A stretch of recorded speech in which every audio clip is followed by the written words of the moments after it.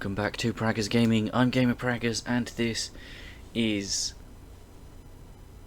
Citizen Sleeper.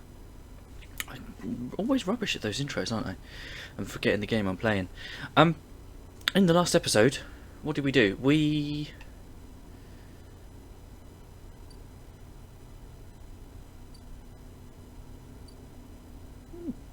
didn't realise you could go all the way around.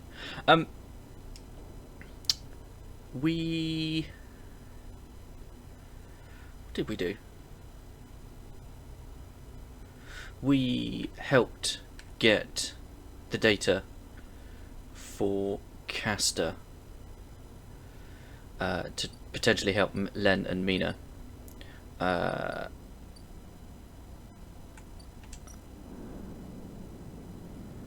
so that's leaving. Goodbye, shipwreck fragment. We've got 2 ship cores. But for now, let's speak to Castor and find out. Because Castor has turned around and said he can get all of us on the Sidereal Horizon, providing we feed back data to him. When you arrive at Lem and Mina's unit, Castor is already waiting outside, leaning beside the door. Forgive me, Sleeper, but Celius is already buzzing with news of the breach. I was expecting you. Will this work? Don't worry. The breach cannot be traced to the specific IDs I am about to create. Castor reaches into a pocket and produces a sleek green and white hand terminal. The data, please. You hand over a drive with the data. Excuse me. And Castor fishes around for a converter cable to hook it up. He slots it into the terminal, and after some whirring, a set of 2 transparent films marked with numeric sequences are produced. 2 tickets to an uncertain future. Castor smiles to himself. The child will go with Lem, of course. He pockets them. These are yours, but first, he holds out a white cube. Your side of the deal. What is it? Something to help us make use of you. He passes you the square and you rest it in your palm, a small, white, perfect cube. Suddenly you feel a sharp pain and flinch. The cube jumps from your hand and rattles along the walkway. You look at Castor apologetically. Castor smiles. Not to worry. It has done its job. Now it is for you to do yours. You look down and see a tiny pinprick in the center of your palm. Nothing sinister. Castor puts the terminal away. This way we can keep track of you and the Sidereal Horizon.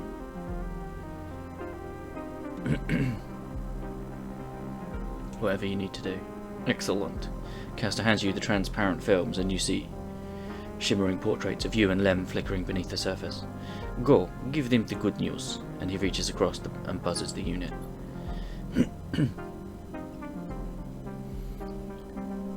Lem slides open the door, half dressed in his gear.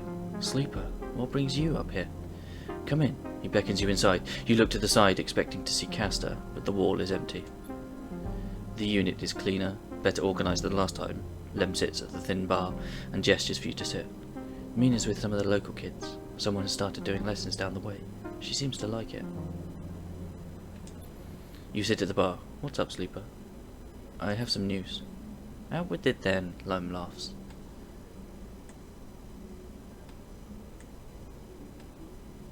I have Celius IDs for us.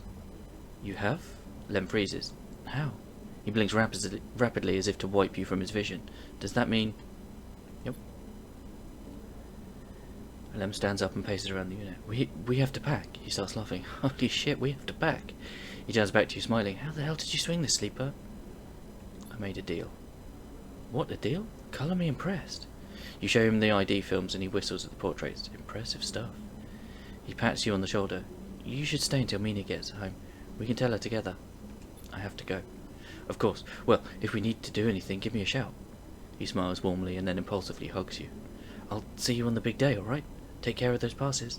He laughs again, at nothing in particular. You get up and go, looking one last time for Castor as you exit the unit, but he is still gone. And when you look, the cube doesn't seem to be where you dropped it. You walk back through the low end. It sounds muffled in your ears, deep in thought.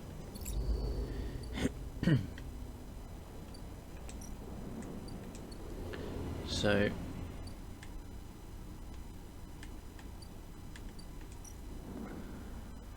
In several cycles, the Sidereal Horizon will set out. You will either be on board or not.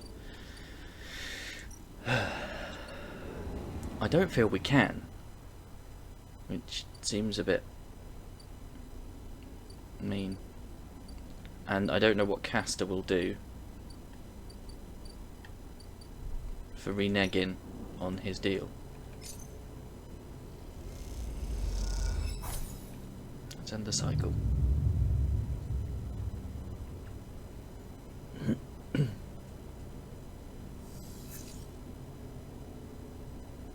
Okay.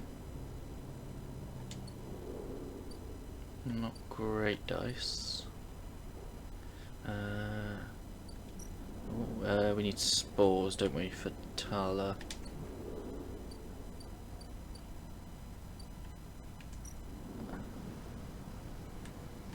Yeah, we can't do that.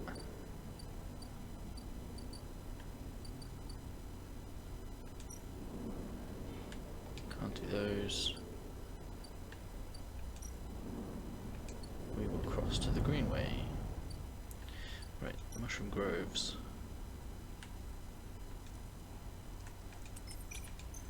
We'll try that. Yeah. There we go.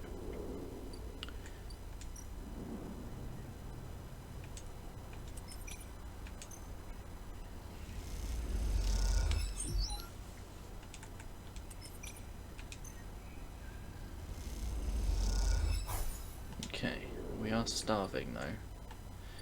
Right, let's just barter for food. Okay, that does just give us energy. Okay. We're going to need to pop some stabilizer.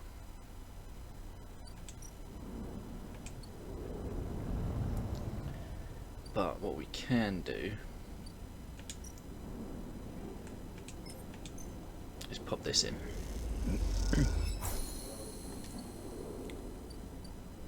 Okay, and we have to wait a few cycles for the first batch.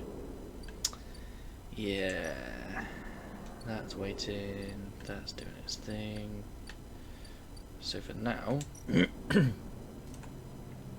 right, let's pop the stabilizer in. There. Feed the stray, obviously. And end the cycle.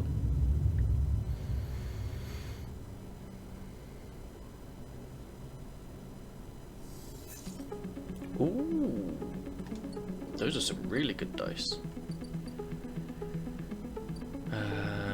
Right. Can't do that. So let's go back to the Greenway.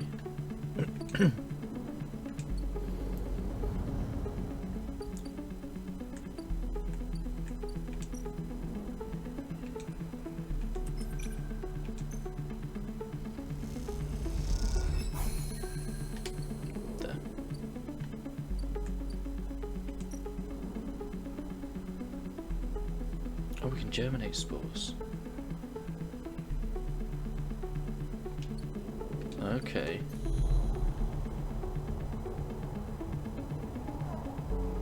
There isn't anything over here. Okay.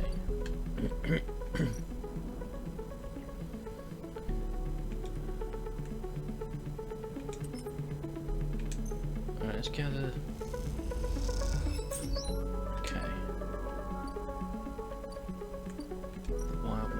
What can we do here? Tracking Ashton. I don't want to do that just yet. The Hyper Commune.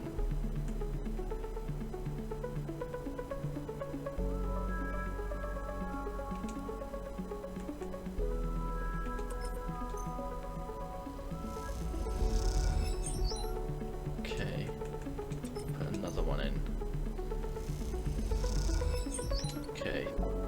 Oh, that has. Do you know what? I might do the last one as well, and then, because if we're getting energy back as well, yeah. Okay. So we've got the Hyperdome and the Hyper Commune, and we have Rico, the Commune botanist. You head down into the Hyper compound, following a blue painted line that is labelled laboratories. The member you were assigned to work with told you they'd ask to see you, but you still have no idea what about. The line takes you to a blue door and through to a glass-roofed chamber, where a network of stems and leaves filters the sunlight coming through the ceiling, casting the whole chamber in a strange yellow-green. Peaceful, isn't it? Distracted by the green, you missed the woman standing at a lab bench, camouflaged by the dappled light. Welcome to my sanctuary, she smiles. Come, let's talk, she says and beckons you closer. What is this place? Here, these are processing centers for the agriculture of old corporate station. She offers a hand to shake.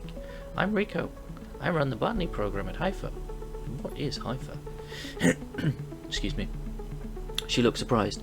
You've been working in the compound for a while now? I'm surprised you don't know more. She lifts a tiny sample jar, yellow spores dancing inside.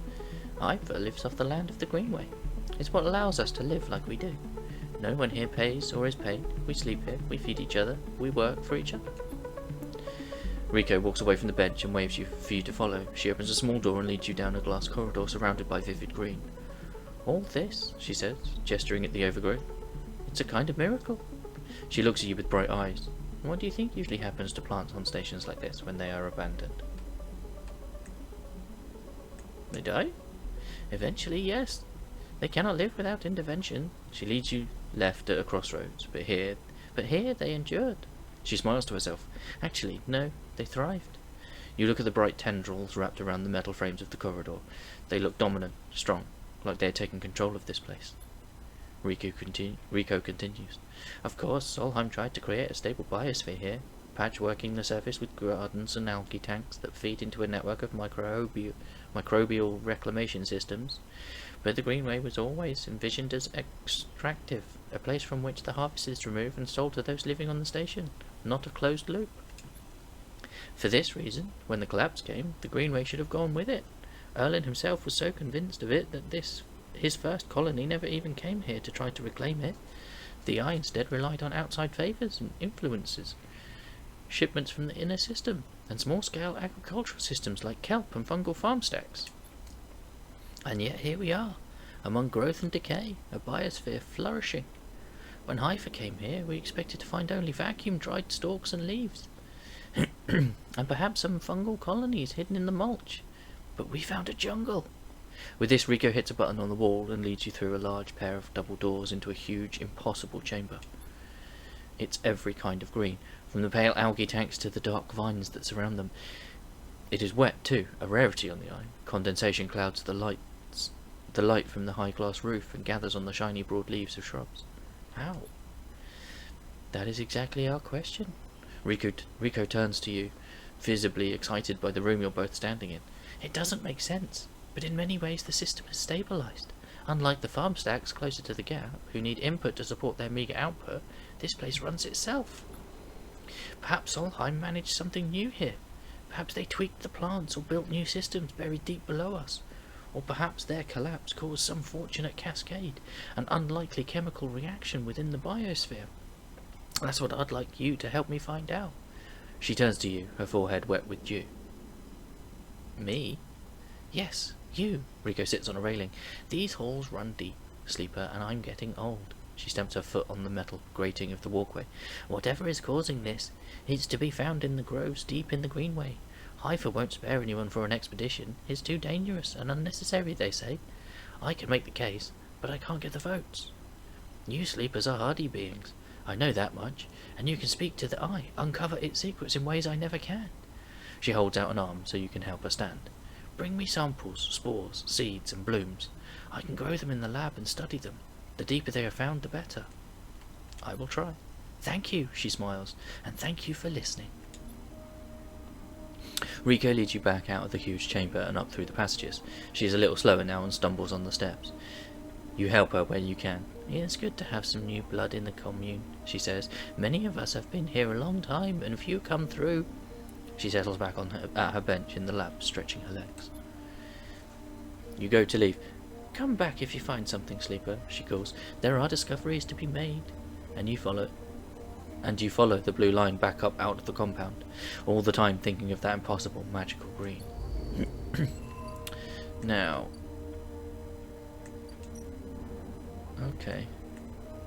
Okay, so we can sleep in the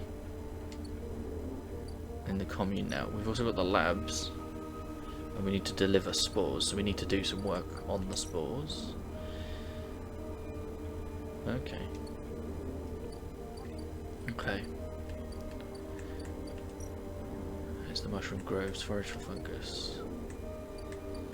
The aviary. Oh yeah.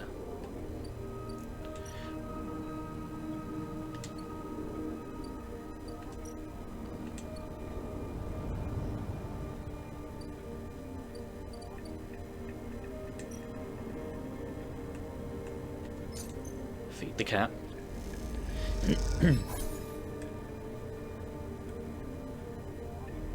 And we'll end the cycle.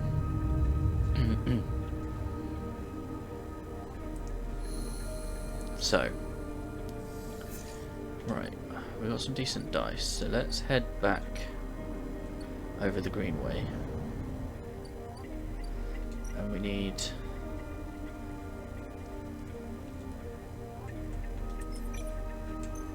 to collect spores.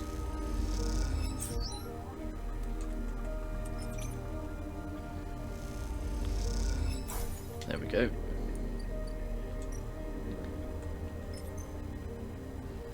So we can pop those in.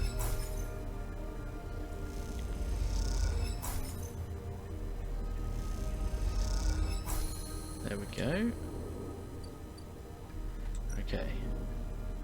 So we've got 4 cycles left there. Let's go here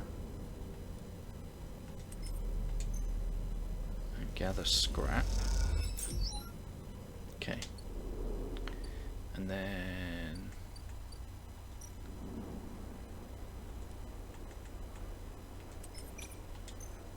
so that's engage. There we go. Because where is it? Engage is at the bottom. Okay. Oh, we do have 3. I'm going to put a +2 in there because where is it? Is it that one?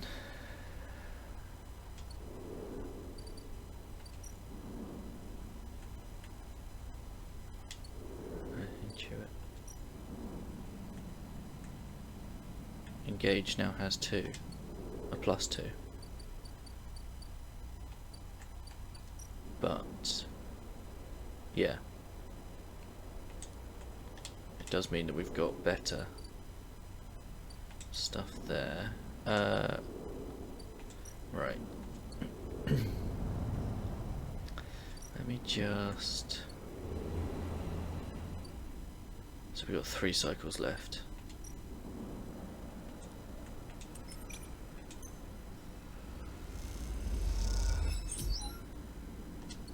Okay.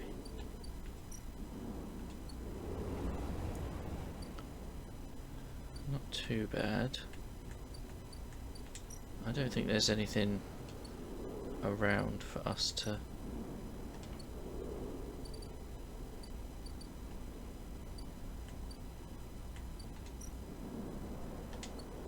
because I don't want to leave just yet. I don't feel it's time.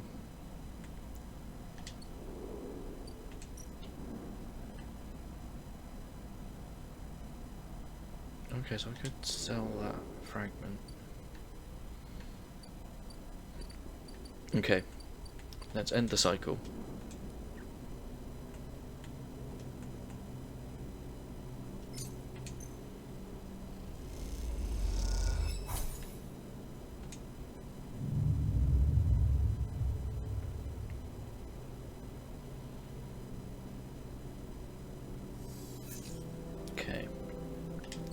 Really good dice. So let's head out to the Greenway. Mushroom groves, griots, spores.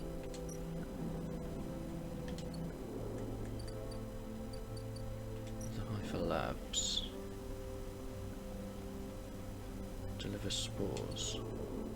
So let's that in.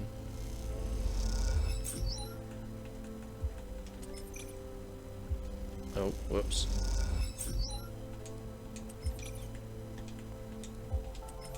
I meant to put it in there. Okay. Because I can't remember what we need to do here. Because I do vaguely remember coming out here before, in another playthrough. And I'm fairly certain this gives... Oh. Sleeper? Rika greets you without so much as looking up from her work. I have some of yours here, come see. She beckons you over to a lightweight looking console wired to a series of specimen jars, some of which contain your spores. Where did you get this? This, would you believe, she smiled, was a Solheim console built to analyse the nutrient contents of the Greenway crop. I've been using these for decades now, although sometimes they need a little tender care. You look at the machine, patched with hull offcuts, the gaps between which reveal a tangled nest of wiring. If you're honest, it looks like it has received a lot of care. The spores you have here are a real cocktail, a selection of types from within the groves, but I've been able to isolate a few. She taps one of the specimen jars. Here we have Tricoloma Matsutake. Riku breezes through the Latin and Japanese pronunciations as if they were nothing. A species Solheim somewhat modified for use on the station. She brings up a panel on her console showing a chemical composition, all gradiented bars and obtuse acronyms. This is the composition of the Solheim modified Matsutake spores. Modified? Yes. Every species on the eye is a tweaked variant of Solheim's, of course, but that's not the point. Rico brings up another panel, identical in layout but with wildly different colours and numbers. You see, this is what your Matsutake spores look like. They aren't the same. That's the conclusion, yes. Riku glances at the specimen jar as if they might have something to add. They are fundamentally the same spores, but they carry different chemicals, different signals. She leans back and sighs. Solheim may have introduced their own tweaked versions in the beginning, but the groves have, and still are, affecting them. Do they still grow? Exactly, she smiles. What I wondered. She moves to another desk where two trays sit side by side. The first contains nothing but plant mulch. The second you smell before you even look at it, the pungent aroma of the fruiting Matsutake, like rotting sodden overalls, laced with an edge of spice. The Matsutake here are grown from Solheim stocks, pulled from a spore vault in this complex. She winks. They are delicious, by the way. She sets them aside. The empty tray is germinated with the spores you collected. No activity, no germination, nothing. But the groves are full. Yes, they are.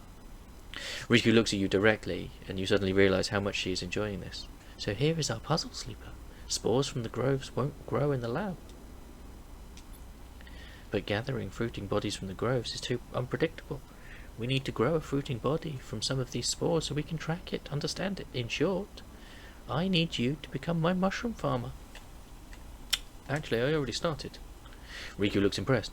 Well, well, an eager mycologist. I'd never have guessed. I assume you set yourself up in the aviary? I've been eyeing that place for its proximity to the groves. Bring me whatever grows, not just Matsutake. There's more than a couple of variants in there, so I'll need plenty of samples. She plucks a Matsutake cap from the tray.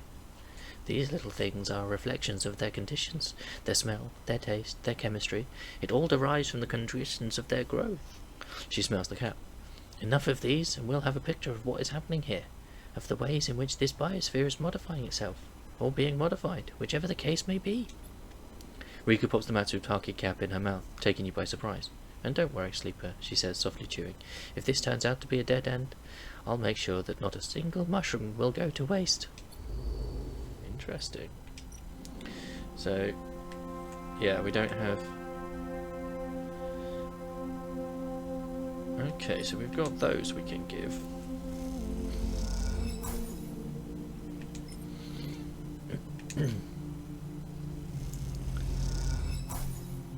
Beautiful, Riku gushes as you hand over the golden caps. You've never seen anyone so excited about mushrooms.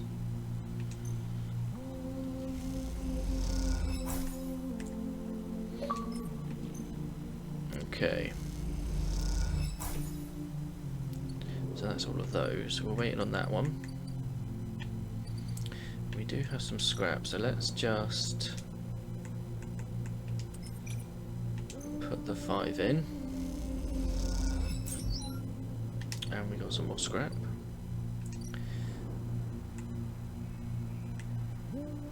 And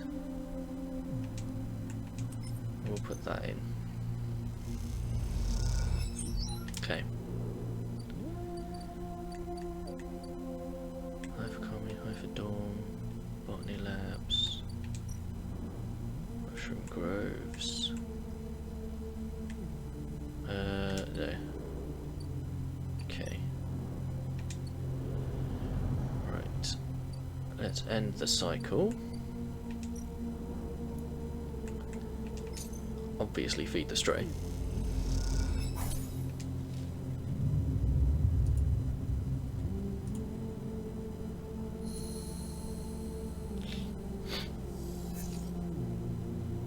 Oh, we didn't put the...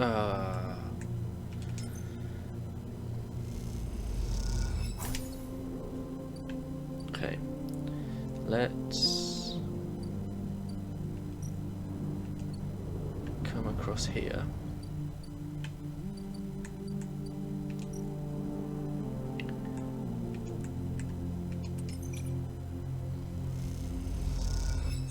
Get some energy back.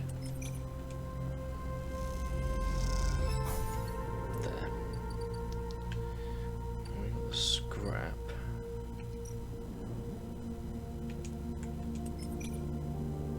No, too risky on condition. With what we've got. But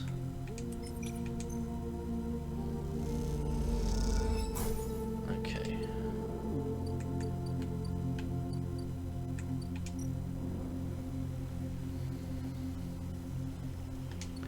Okay, let's see what these. Oh, yeah, no, this is, yeah.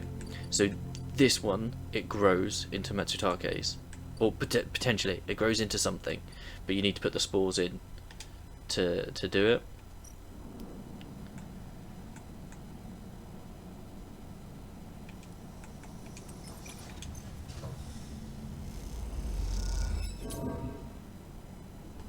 Okay.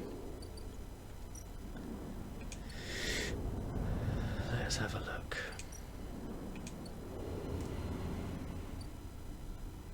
Okay. Okay, I think we've got just enough time.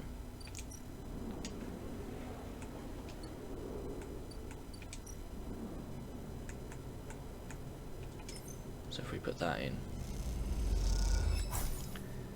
we can end the cycle with 5 dice.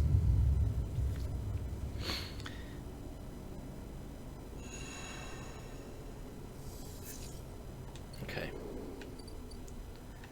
And it's time.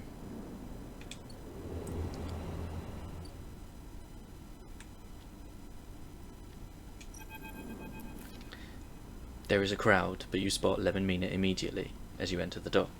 They are waiting at the cordon where Sea-List security are checking the crew in to board the ship. Those that managed to get up to the hubs are crowded near the entrance, but even they know their chance of getting on board has long gone. Lem spots you among the crowd. Sleeper, we're here. They are standing beside a bag which looks to carry all the possessions they have. It is small enough to be carried in one hand. Hi, Mina. Mina is vibrating with excitement. She seems strangely at home in microgravity, but then you remember that she has spent her whole life in space. Hi, robot. You hand over the Sidereal ID film to Lem, keeping your own. He turns it back and forth in the light. Where did your friend even get this picture, Sleeper? Looks like my old Conway ID. You look, and a shimmering younger Lem stares out the film, harder and clean cut. I spoke to the guard here. He nods to the white and green clad security officer. They'll be doing orientation and role assignment on board. Sounds like we're going to be working under the core crew. Kind of like an intern. He laughs. What do you think, Meanie? Am I too old to be an intern? Following Lem's lead, you inspect your ID. As you lift the film up to the light, you see something strange. Something that makes you flinch. The face printed on the film is one you recognise immediately, but it is not you. At least, it's not how you look now. You squint at this ghost, confused why you hadn't noticed earlier. It is a picture you remember being taken, a memory that you didn't know you had. You remember signing the forms, the walk to the sleeper tanks, the cold metal floor. You remember the S&ARP employee who helped you in, her smile, clean and surgical. You freeze in place, thinking of the you that still sleeps somewhere in an S&ARP facility, that won't wake until you are recovered and disposed of.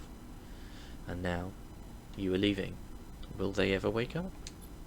Sleeper? Lem interrupts your thoughts. These guys want us to board. You stare at him without thinking, then notice the guard gesturing for you both to come forward. You all kick off and float over to them, steadying yourselves on the guardrail. You hang back, letting Lem present his ID film first. The guard slides it across a white machine, much like the one Castor printed them from. You reflexively rub the puncture mark on your hand, even though there is no trace of it now. It seems to be your destiny to be someone else's tool. Lem and Mina are waved through, the guard smiling at her excited face. Lem turns back to check you are coming. The guard beckons you closer. You wait for a moment. You need to wait for a moment. This is all happening too fast, changing too much. There are so many questions you have, so many threads to catch hold of, and yet here you are, boarding a ship to who knows where on a journey that will take decades. Is this really what you want? How will you even survive? You suddenly feel dizzy, unsettled. You can make out the concerned look on Lem's face as you hold back. The guard gestures again. Mina's eyes, looking back at you, are so bright in the starlight. We can't go. We just can't.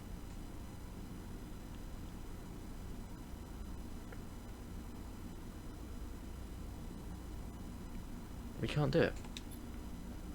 You can't do it. You can't get on that ship. You turn away quickly, trying not to look at Lem, to look at Mina, to meet their eyes. You turn away and kick off hard from the guardrail. When you reach the far wall, you turn back. The scene continues in front of you as if nothing has changed. The next set of people are boarding. The crowds are still gathered at the cordon. The Sidereal Horizon still blinks. Its yellow hull bright against the stars. And there they are, Lem and Mina, gliding up towards the docking bridge, bag in hand. Lem is facing away, focused on the steady climb. But Mina is in his arms and is facing back towards you. You watch her face, confused, sullen, but twinkling with the growing excitement as Lem carries her forward. As you watch Mina, you think about your future, about the future you might choose. You know one thing for certain, that future is on the eye. You no longer have any enthusiasm for being carried forward by the dreams of others, for grand futures that unfold like angelic wings across the horizon. The future is being made now, on this spinning ring, among its people and its systems. You are sure of that. But as you watch Mina disappear into the entrance of the Sidereal Horizon, and much later, when you watch the ship pull away, you feel a sense of longing, a longing to be carried, not by the systems that spin the suns, or the corporations that run the colonies, but by love, towards an uncertain future, just as Mina was. Then you think is the future you wish to make here on Erlin's Eye.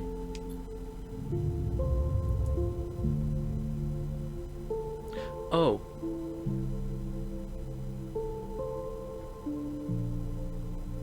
Oh.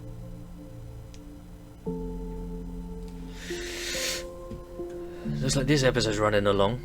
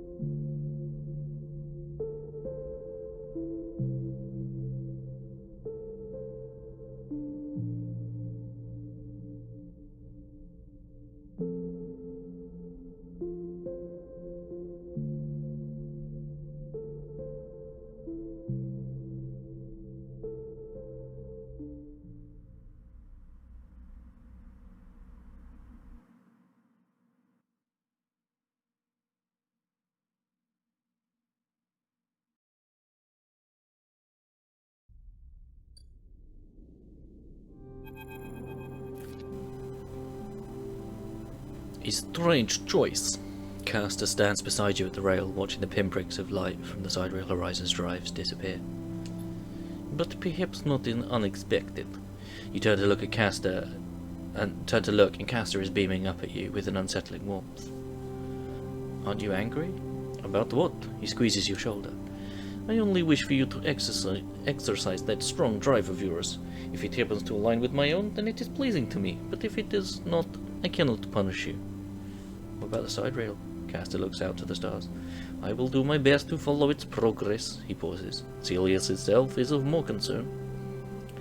Celis has taken a step back from the public eye. It seems some internal struggles are playing out within their pristine halls. Caster sighs. But I doubt the core politics are of much concern to you. Caster moves down along the rail.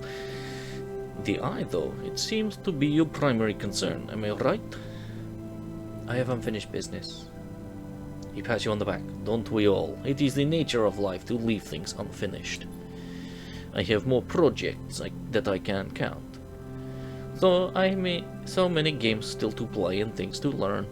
May your future cycles be as fruitful as my own. Caster turns and starts to clunk away in his mag boots. I will be keeping an eye on you if you don't mind, Sleeper. He waves as he walks. My curiosity remains piqued. Once he leaves, you stay a little longer at the rail, watching the stars, imagining the look on Mina's face when she sees Celius 1 for the first time.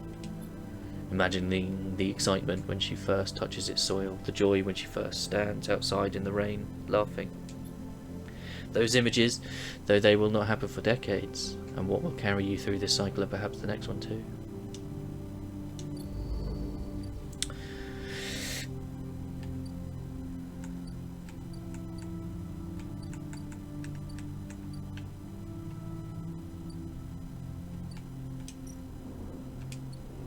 But that is all we've got time for.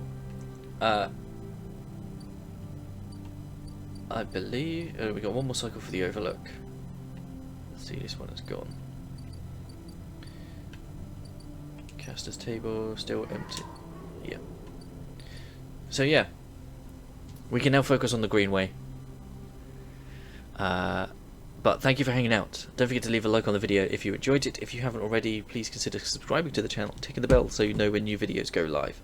In the description is a link to the channel Discord. Feel free to come and talk about the games you're playing, the games I'm playing, games in general. I'll catch you in the next one. Peace!